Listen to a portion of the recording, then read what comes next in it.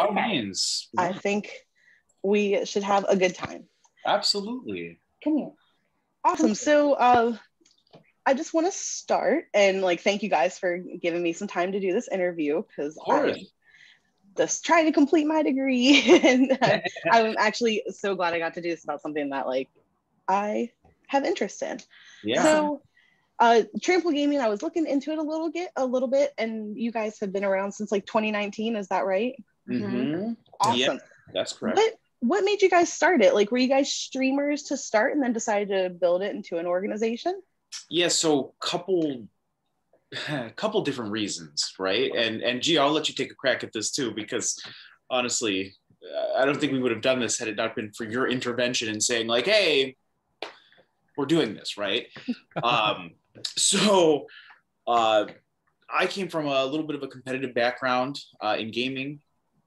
Had played on a couple. Stevie, she's fine. Oh my gosh. Okay, as long as you can't hear her chew the bone. So I had played a couple games competitively, mostly Heroes of the Storm, which was one that I had had a little bit of success with. I was on a couple different teams, and we were actually a part of another organization. Okay. And part of any organization, there's always a content side. Okay, so like there's, you know, as I'm sure you're well aware, there's your esports side, there's your competitive side, and then there's your content side. And I wanted to explore content creation when I realized like I was just like over the hill, if you will, right? Like, okay. I was just ready to be done like playing competitively, at least like at that level. So I was like, all right, I'm done. And at that point, I was like, well, I want to stream more. I'd already started streaming. I'd been streaming for a while, and then started streaming more heavily. And that was kind of like what developed, I would say, initially, like what we wanted to do. Like that was sort of like in my brain, like what formed as like, okay, so you do esports and you do content, right? After that organization, we had left that. Joe and myself had left that organization. Now, Gio had been brought on for content, and it was kind of like, well, what's next? What are we going to do next? What do we want to do? And he's like, let's just do our own thing, right? Let's just, start our own thing. Might as well. No idea with what the focus was going to be. No idea what we were going to do with it initially, but we just were like, oh yeah, let's do something. Jay, I'll let you take a crack at it too. I don't know. Probably a better answer than me. Yeah, the transition was really interesting because it was at a time where the organization that we were currently working with kind of stagnated a little bit. So so Alex and I decided like, hey, we need to continue to make a place where people from all across the country and the world can, hang out with each other, play video games and do stuff like that, So like we decided like, why don't we just kind of do our own thing? Like he and I realized after a couple like weeks of sort of being inactive in that organization that we were really the heart of it. Like we were the core of what people kept coming back to. People wanted to see Alex play video games, play with him, play with me. And at the end of the day, we were like, well, we carry it anyway. So let's just do it. So right. We took the step. I mean, it was probably like 4 or 5 months in the making before we actually like finalized everything and was like, okay, this is what we're going to do. Trample Gaming. This is when we're going to launch all that stuff. So it's like, it was a lot of work. Like it was hours upon hours of work. Oh, I bet. But I feel like it, it is an amazing thing now for at least us and our friends, Oh yeah, it's always like really nice to get to do what you want to do and on your terms. So, and that's really cool. And I see like you guys define like Trample Gaming as something that is really built on like community content and competitiveness. So like really I'd love to focus on like each of those 3 points a little bit further.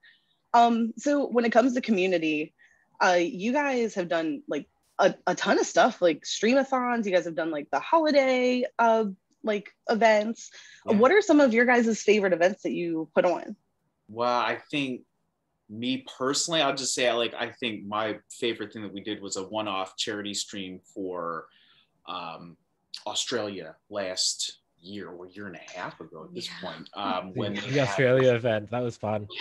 That was crazy. That was fun though. Like that to me, that was like the most fun thing I think that we've done. Obviously, we've raised thousands of dollars for children's hospitals across the United States. You know, I love that. I love doing that as well. I love doing it every year. That's with Extra Life. But yeah, we planted 500 trees in Australia throughout that whole day, which was just crazy. Amazing. Yeah, it was crazy, right? Just to see like not only our local community come together to put that together, but also we have members all over the place. You know, we've got a very awesome guy in Norway, Lord Dax. You know, it's funny. I know I'm up too late when he comes into Discord because it's like in the morning, and it's like for him, he's like, "Oh, I'm getting up, going to work. What's up?" Or like, "I just just ran my 5K run." Like, I'm still awake. But like to me, that was like the most fun event, just because we were able to connect so many people to actually make a big impact. Outside of this country, because that was like the first time we'd actually done something like for outside. So I'll let the rest of y'all take a crack. I've done so much. And I'll mention, I mean, community for us is having a place for everyone to be themselves. We have people from not only all over the world, but all walks of life, people who are going through some things. And we're always there for them. You know, we're family first, you know. They're, you know, we talk about it all the time. Like some of the people we've met online are some of our best friends in comparison to people we know in real life. So for us, it's just making a safe place for everyone to be able to interact and play games. So. Definitely. Yeah, to kind of piggyback off of what Sarah was saying, like I had never met Alex up until like last year. I live on the West Coast, and you know he had to visit me for some personal reasons and whatnot. And it was just like, it was like knowing my friend from, you know, childhood. He just came into my house, hung out with me. We, you know, drank some beers and just like caught up like we hadn't talked in, you know, 12 years, but I was literally talking to him before he got on the plane, you know. So it was right. It's really cool to be able to have that kind of community, you know, especially online, especially in a time where, you know, a lot of online conversations can be really toxic. So this is like, it's a really cool place to just be kind of free from that, you know. Right. Nice to like have like a reprieve from all the other like garbage that comes through constantly. yeah. It's nice having friends so you don't have to solo queue everything. Yeah, that's toxic. So is that how like your Discord like kind of comes into play with your community as well? Is that just help you connect with like more people, because you guys have what, like 250 plus like people in your Discord? Yeah. I'm glad you brought that up, because it's one of those things where it's something that we've curated over the years, right? Like it's been a slow process. We've had much larger numbers than that. We've had obviously smaller numbers than that, but it's something that for us has always been sort of like an important touchstone for bringing the community together, for not only connecting the dots locally, you know, in this region, but also around the world. And you know, we really do point to like Discord has been huge. And Gio, we were literally just talking about this the other day, just about how Discord like helps us connect with people that otherwise like there's no way we would have found, right? So totally. What's interesting is not what necessarily brings them in, but what keeps them here, I think, because there's a lot of different reasons, I would say, why people stay and hang out in the community. Everything from, I've known some of these people for 25 plus years. I've played competitively with them in tournaments or against them. We've known them from content creation, from playing different games with them. I mean, there's just so much. There's so many different reasons. And to me, I think it really is one of the most important pieces to bring kind of everybody together. Just kind of ties everything together. It's cool. Nice. That's awesome. So do you guys have any events like coming up? I know it's a little weird with like the world and everything right now, but with things kind of opening back up, do you guys have any plans for any events in the future that like you can talk about? Yes. Couple of things. One thing locally, one thing online. Okay. The local thing I can't quite talk about yet because I don't have a date for it. Okay. But it would be a tournament. Different kind of tournament than we've done in the past. Okay. I'll leave it at that, but it'll be fun. You know, we're still doing the tournaments every single week at Bees Infinite Hobbies. So he's right in Greencastle. And it's been good because it's been a fun, safe, clean environment for, you know, the kids to come out to, you know, kids and parents, everybody comes out. And it's a great environment. And like I said, everybody's safe. They wear masks, you know, and it's a lot of fun. So we can get together and do that in a safe way. So that's been really nice to be able to bring that back. Right. But at the same time, it has been a challenge. I do want to throw that out there because we've been doing this now for a while. And coronavirus just did things that I didn't think it would do, right? For our organization in kind of an unfortunately like negative way. That said, I think we've come together in other ways where we've been able to do more stuff online. Obviously, we stream a lot. We ran a Valorant tournament last year. That was awesome.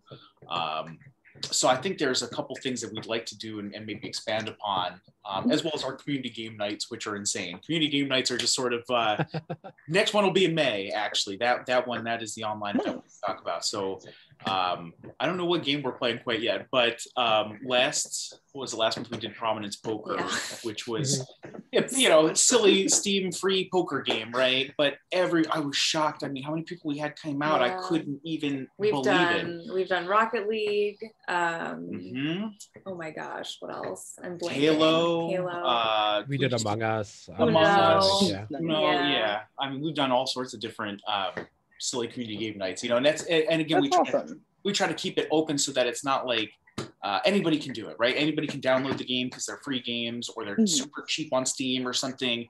Town of Salem we did, which is super cheap. You can play that on your phone, you know. So we try to keep it fun and open for everybody to get everybody involved, even if you're not like a, you know, gamer or whatever, you know. Right. Fun. That's really cool. So kind of switching now to like the content version or content like aspect. So you guys play a whole bunch of different games on Twitch. Man, I was like, you got Super Smash Brothers, you have Valorant, you have Fortnite, Overwatch, you got that D&D segment. What are some of your, like, what do you get more traction on some games than others? Wow, that's a good question. That's a great question. I think it depends. I think the biggest thing is that like the variety of game gets to kind of bring in all sorts of different people, like people who really like, say for instance, Undertale. You know, that'll bring the Undertale like diehard fans out. You know, people who play Rocket League will start to bring in like the more competitive Rocket League kids out. You know, when they see that, you know, Sarah is playing with Beefy, who's a grand champion in Rocket League, their ears are gonna perk up, right? So it's always cool to see random people come through and end up staying because of that. I mean, we have a handful of really good people. The first one to come to mind is Hawaiian, who we found randomly playing Valorant, who has now become one of my best friends and one of our meme lords in the chat. Like, so he'll always drop memes like at least once a day. It's beautiful. That's you know, really it's cool. funny because it does bring out, there's different like different people come out for different things, I guess, right? So like some of the Smash content has been huge because when we were able to actually run bigger in-person tournaments and we would stream them, we would have people come who were ranked from other regions who would drive, you know, hour, 2 hours, whatever, to come out to these tournaments. It's sort of a ad hoc proving ground for people who are like up and coming in the Smash scene. So it gets interesting when you start streaming those because people want to watch that. They want to see what's going on, you know, especially because MDVA as a region when it comes to fighting games in general and Smash in general is a big deal. Obviously SmashCon is in Virginia every year. They didn't have SmashCon last year because of Corona and they're not having it this year, but soon we're going to be back to having majors. Glitch is obviously at Xanadu, which is Laurel Park, Maryland. So there's you know, we have a really hot region here. So like when we have younger kids or like, you know, talent that like hasn't really been seen a whole lot and they're playing in these matches and they look insane on stream, like that will bring people out too. So it's sort of a variety of things, but and we have other people who have cultivated their own communities as well, so they tend to get like some more viewers, whereas, you know, people like myself and Bish and Pinch, it's like we have all the same like 5 viewers every time, and it's just but you know, offhand I think of Brett Farmer, and he's got his own little community going, and every time he streams, he's got a steady stream of people coming in. So yeah, it just depends on the game, really, and really what time, which is annoying to think about. I always call it degenerate hours, like early in the morning, late at night. That's like your best time for some reason. Like those people who are like up super late, but I stream at like, you know, regular hours. That's what like my my other half, he likes to try to stream sometimes, but he's like, I like to stream between the hours of like 7 and 9 at night, and then I'm done. Like I'm like, well, that's us. Good job. Like, good for you. I like it. So like when you guys, now this I'm very like super curious about this as like an organization. When you guys are, like, if you guys are like watching any other streamers, are there things that you look for and you're like, oh, them, I think they would make a great addition to our team? Like, what are some aspects that you guys like to look for? Wow, that's a great question. The best way for me to describe it is I want them to be more like Alex and less like me. Alex is like, if Alex is like the super nice partner, like the Disneyland dad, I'm the one that gets in like you talk to when you get in trouble. Everybody jokes that like I'm the Grim Reaper because I'm the only one who has ever like kicked anybody out of the Discord or like fired anyone from the organization. But mainly it's just because I have all the templates on my computer. So there's a compliance fact. I mean, with every business, right? With every business, you have to have compliance people. You have to have, you know, good HR people, right? Like Gio is that. Like for me, I'm way too nice. I know I'm too nice, right? It's tough for me. But you know, I think it's so subjective. There's so little objective criteria when it comes to like actually bringing new people on board. It's funny, we don't recruit often. We just don't for content. It's just one of those things, again, like it's been a slow growth, but it's a real curation process of like who really makes sense to like bring in and does it work. I would say on content, I think we're kind of batting 1,000 at this point. I don't think we've brought anybody in for content specifically that it was just like, this doesn't make sense or doesn't work. Right. Competitive is right, totally different story. Obviously. But I've been really impressed, like, because it's just, I don't know. I would say one thing is certainly, it's not even about how many people watch or their viewers or their community or anything like that. It's, you know, what do they stream for? Like, if you can watch somebody and they're streaming and you can just automatically understand why they're streaming, then that's a good stream, right? In my opinion. Yep. They don't have to explain it. They just have to, you know, they could be streaming to nobody and it's still somebody who makes compelling content that I think is intriguing and something I want to watch. So, and I think when you take a step back, Twitch is not a platform for discovery. Like, people are not on Twitch to get discovered. They bring their audiences from external sources onto Twitch typically. So when people start streaming, a lot of times they're streaming to 0, 1, 2, 3, 4, whatever it is. And I think what's so fascinating is it's the people who stream to less viewers are the ones that are, in my opinion, the most interesting, especially when they can just have a fantastic stream presence. They're good on the mic. They're good at having conversations with themselves, I guess. You know, there's so many different factors, but that's a big one for me. Yeah. And they play well. I mean, like, case in point, Bravo, who is like sub 10 viewers every stream, but that man can play a game. Like, he can touch any game, Valorant, Apex, Overwatch, whatever. And He beats everybody at Pummel Party Pummel every Party. time.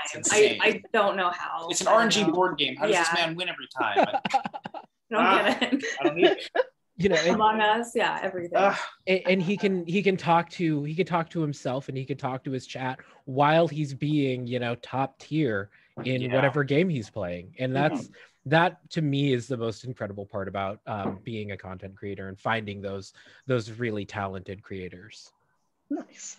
Yeah, it's like I used to play Overwatch. This was like years ago, like probably like 4 years ago, and I would play it on Twitch, and I'd like be talking to myself. I'd be like, my God, I am so bad, no one's gonna watch. Like, nobody wants to watch you die all the time. Like, you know, it's funny though, like I would argue that you know, there's so many top level streamers that are just awful at games these days, really. Quite frankly, plenty of streamers that are just bad, but they're so good at interacting and creating the content that it's like it kind of doesn't, it's crazy.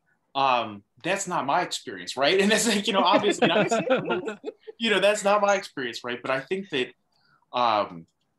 it's funny because when you start to break it down, you know, your biggest Twitch streamers on planet Earth are people that would be, in my opinion, incompatible with like what we like to do, you know, because we are kind of, you know, hometown. I want people to have like a connection with the people that, you know, are on a team. And I think that, you know, bigger streamers, they just don't, you know, it's hard for them to connect on individual level. yeah, they're not like relatable. Yeah, and that could be tough, you know, and at the same time, you know, having that local presence here, but also streaming online and, you know, having people who watch all over the world or whatever, it is interesting that it's, you know, we talk about this all the time. It's such a small world. But, you know, like Gio, I think you said this, but it's having the wisdom to know that it's still large, right? And that's been kind of like a philosophy for us, I would say. When I still find myself watching, you know, partnered streamers who have, you know, hundreds or thousands of viewers at a time, and they're the most chill people, and I feel like I'm their friend, you know. So there are people who do it right, and those people are who I try to model myself after. You know, sometimes they don't even have an overlay on their stream. It's literally just the game and their cam, but they're just talking to chat the whole time, you know. They're just having fun. You know, Annie Mole comes to mind. She is literally like my top favorite streamer. And she is just mostly chill, but then when she gets tilted, it's really exciting. So I think it makes her play better sometimes. So, but yeah, it's just fun to watch people like that who are just vibing, you know? Right, totally. Now, getting into like your competitive gaming, what you guys have the Super Smash Bros. Ultimate Team and the Rivals of Aether Team? Yes. Right? Okay. Yes. What does like an average like day in the life of one of your players look like?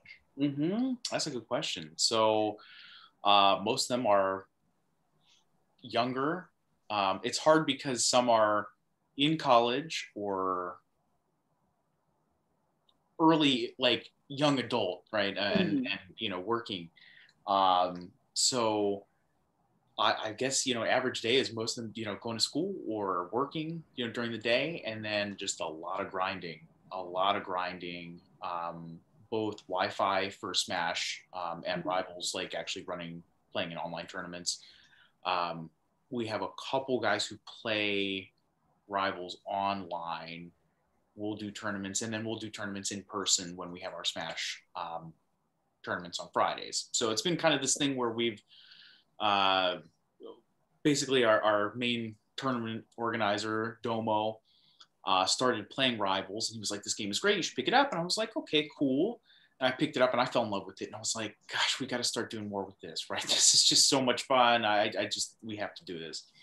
So he's been playing tournaments online. We have obviously a very, very good Smash Brothers Melee player. And, you know, again, he's young adult, works, you know, full-time job, and, you know, plays online, grinds. That's really that's kind of what it looks like. Honestly, we've had Rocket League team, same thing, right? They work full-time, they come home. It's 4 to 5 hours of practicing, scrimming, running different scenarios. I mean, it's just crazy. Like coaching sessions, like actually hiring coaches to work with them on fundamentals, basics, looking at VODs. So, you know, a lot of it is just watching your replays, which is crazy too. It's just like regular sports, I would argue, in a lot of ways. And it's the same kind of like paradigm, you know, like people, again, they do the same kinds of things, right? They practice, they train. You know, they try to stay as healthy as possible, right? Because you've got to at least try to stay in somewhat, you know, stay somewhat healthy, you know, eat well, sleep well, all those kinds of things. And, you know, a lot of it is just sort of, I would argue, sometimes just trying to avoid some burnout, because it can be a lot to grind in that way, to play the same game and to play it on that level for that long, you know? So, so it's tough, but yeah, I mean, a day in the life of somebody who plays esports, or like, you know, amateur esports, whatever, you know, it's typically a lot of the same responsibilities, but their main hobby is just that they're really, really damn good at some games, right? You know, like playing them. So, yeah, I think that's probably pretty accurate. Yeah. Nice. And then like, you were talking about just like avoiding burnout and stuff like that, and how like how overbearing like doing all the games all the time can be. Do you guys, like in your own time, do you guys like to watch any other kinds of like esports or anything like that? Oh yeah. Oh my gosh, almost every night. Yeah. We've all been watching like the Valorant Challengers tournament. You know, I'm a big Hiko fan, so I've been cheering on 100 Thieves. Gotta cheer for my boomer. And Steel, yeah, he's also 30 plus. As are all of us, so we all have full-time jobs and play games too. But yeah, we usually find some streamer to watch in the evenings. Obviously we both work from home, so I've got my dual monitor set up, and I wish I had dual PC. So I've got the stream on one side and my work email on the other side. I don't know, that's just something that we like to do for downtime. What else have we watched? We've watched League. Championship LEC, series, all like all CSGO, Face It majors, all the it's weird because I feel like I just love esports in general, which is maybe a little bit different because people like certain games, so they'll follow certain games that they enjoy because they play those games and that's what they focus on. I think, yeah, I'm obviously the same way. Like I play a lot of Valorant, I enjoy watching Valorant. I think we all are kind of that way. Smash is also the same thing, Rivals the same thing, and when we have those tournaments, obviously I love watching those. And when they stream like Smash and Splash and Genesis, which is in California, Evo, any of those, you know, like obviously I'm watching. But for me, like, you know, sometimes I'll just sit down and watch like Russian Dota tournaments. I don't know. Makes no sense, you know, like I can't explain, but like, you know, I'll watch Korean Valorant, I'll watch Korean League. Obviously I loved, you know, when Overwatch first came out, I loved watching the Apex series in Korea, just because like that was so wild to me to see like the early like Overwatch esports scene forming over this Apex series in South Korea. So, you know, I'm so fascinated by all of it. I've been fascinated by StarCraft for years. I would probably since like the mid 2000s. So like for me, it's just sort of all of it is intriguing. All of it is very intriguing, and I think that like the market is just so massive. It's only going to continue getting bigger, and part of what fuels its growth are organizations that help kids get a foothold in whatever game that they're looking to explore, and that's what I think kind of we do as, you know, pillars of that gap, right? Like that's kind of a big mission for us. That's really awesome. Yeah, it's like with like the way like esports like has grown. I know we were really into Overwatch League. Like, I mean, we went to 2 grand finals. Like, we were in it, and like people were like, "What do you do?" I'm like, "You just watch them play." And like my other half's grandmother's like, "I saw you on ABC." Like, so cool. Like, So I know you said you weren't like actively recruiting or anything like that, but like with the way that it's expanding, are there any parts that you are looking to expand on in your organization in the future? yeah, I think we always kind of have an ear to the ground. People come to you in mysterious ways, right? I think we're so blessed to have people come to us as opposed to like us really trying to do like hardcore outreach, I think, in that way. And that's not meant to be pretentious or anything like that. It's just that we're just blessed to have incredible people around us, right? Definitely. But I would say, as far as like competitive, of course, right? Like Corona has really put a big damper on some things that we wanted to do from a competitive standpoint. Obviously, going to big majors, that was something we wanted to do. And it's hard to recruit people for fighting games in particular. I'll tell you, I think one area I want to get, have kind of a presence, a real like solid presence again, is Rivals. Just because I love the game and I love the scene. So that's one place, personally, I'd like to see us expand into. Of course, when the time is right. But I think that,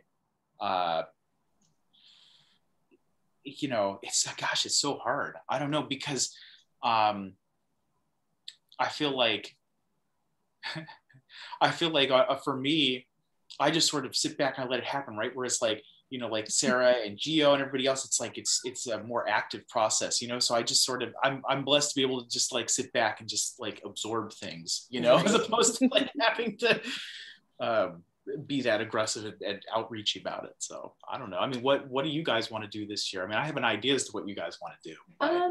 I would like to see us bring on some more content people, to be honest. I watch a lot of small streamers. I try to watch small female streamers specifically, because I think while there are some who get a lot of viewers and get a lot of traction, there's some out there who do a really, really great job and just don't see that.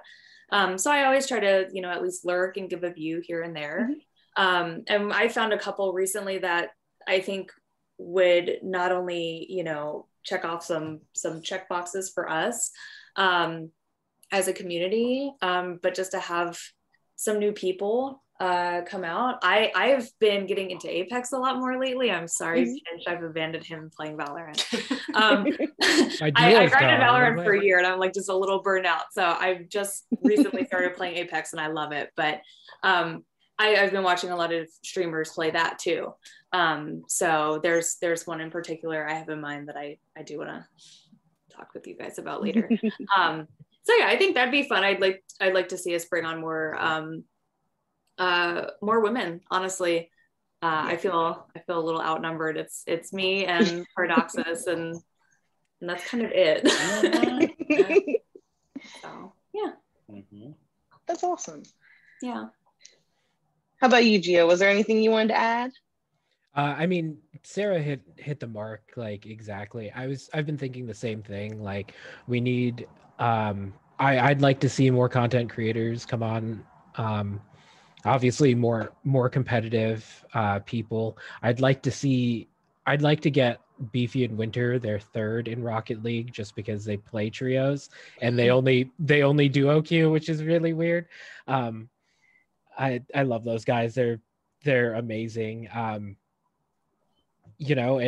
maybe if Sarah gets good enough, she can get on the Apex team. There it is. It is recorded, you know that? Yeah. Actually, I would like a copy of this for our podcast, if you don't mind. Definitely, absolutely. I was gonna send over whenever I write everything up too. I was gonna send that over to you guys and everything, just for fun. But yeah, I think that's actually all I had. Was there anything else that you guys wanted to talk about? I'm curious, how did you find us? I actually, you guys did an event with Bob Rocks, and that's when I heard about you guys. Okay. And I followed you on Twitter and stuff like that, and then I kind of fell out of the Twitterverse. And then I came back to it, and I was like, I had this assignment. I was like, it would be really cool to talk to them. Yeah. I'm like, just like a local like group who just seems like really down to earth, does really cool stuff for the community. And I was like, shot my shot, and I'm so glad that like I got to talk to you guys. That's awesome. Yeah, I was excited when I saw your email. So obviously we're in Hagerstown. He used to work for the radio stations. So cool. Yeah. he would get those added perks of being able to advertise and stuff. Yeah. So yeah, he no longer works there anymore, but we're still really close with all of them at the station. And yeah, it's been a really fun adventure. And, you know, I work downtown at USMH. So, you know, we sponsor things that we do, like for scholarships and things like that. So that's just another added thing that we get to do in the community. So yeah, I don't know. That's really interesting. I was just curious. Yeah. Had to find out. Yeah. No, that's awesome. And like, you guys are super cool. And I hope to talk to you all more in the future. Of course, yeah. Are you in the for Discord? sure. Did you join in?